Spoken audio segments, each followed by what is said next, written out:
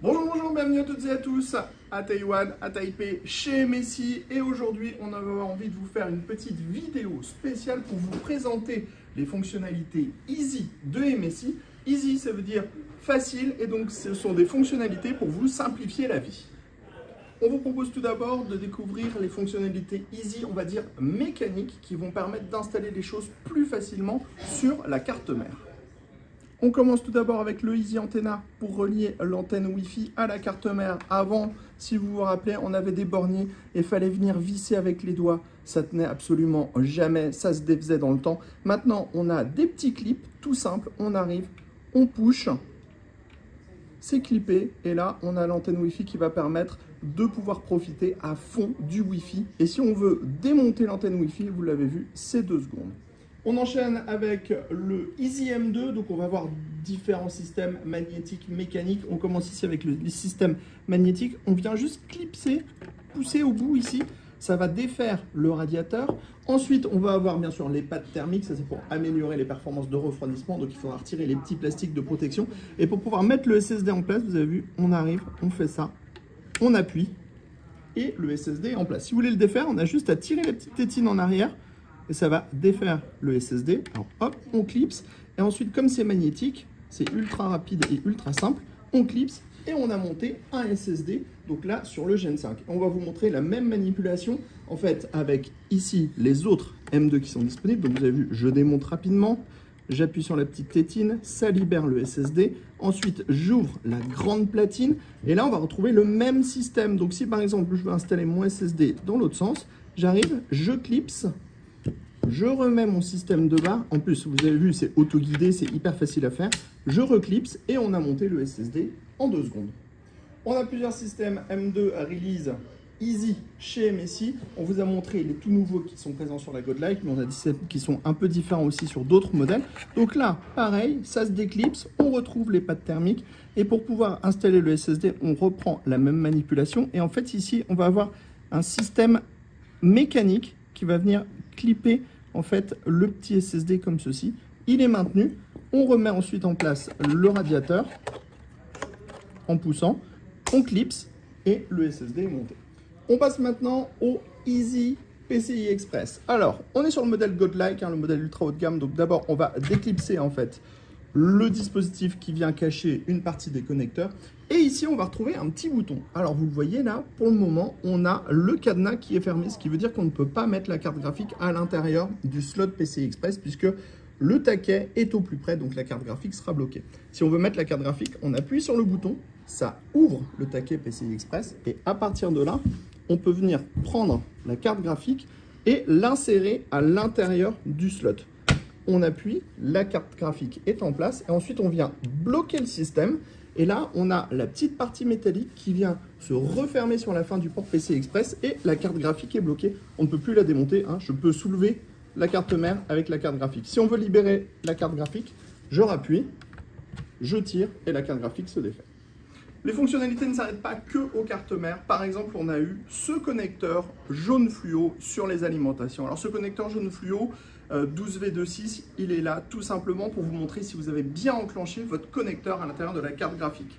On a donc le connecteur et ici, on vient le plugger. Si on le plug au maximum, on voit bien qu'il n'y a pas de jaune en fait, ni d'un côté ni de l'autre. Ça veut dire que le connecteur est bien branché. Si par exemple, j'avais mal branché le connecteur, c'est-à-dire que je le prends, je le pousse un peu sans attendre le clip, hop, et vous le voyez, ici, on remarque bien qu'on a un tout petit peu de jaune, ce qui veut dire que le connecteur n'est pas entièrement branché. C'est très subtil, mais ça permet vraiment de vérifier. Et vous allez voir que si j'enfonce bien comme il faut, on entend le petit clic, on le sent au niveau du connecteur, et là, on a le jaune qui disparaît totalement. On continue toujours avec ces fonctionnalités qui vont vous aider dans la vie de tous les jours avec votre PC. On a ici le panneau arrière.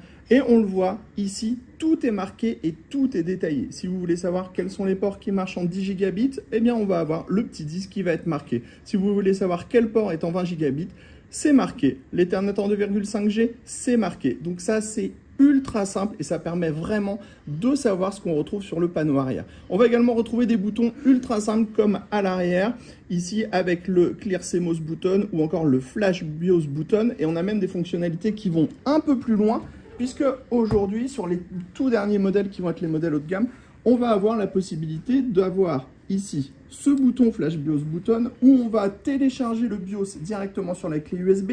On met la clé USB dans le port correspondant au Flash BIOS, qui est donc ici, c'est marqué. On appuie sur le bouton, la carte mère va redémarrer toute seule, elle va flasher le BIOS toute seule, et ensuite on va redémarrer sous Windows avec un tout nouveau BIOS. Toujours dans l'optique de vous faciliter la vie, on a les nouveaux connecteurs et câbles JAV 2. Alors, qu'est-ce que c'est un connecteur JAV? C'est un connecteur qui va prendre plusieurs normes en même temps. C'est-à-dire que d'un seul connecteur, on va avoir de l'USB, du RGB et du ventilateur. Ce qui veut dire qu'avec un seul et unique connecteur, on va pouvoir gérer différentes prises.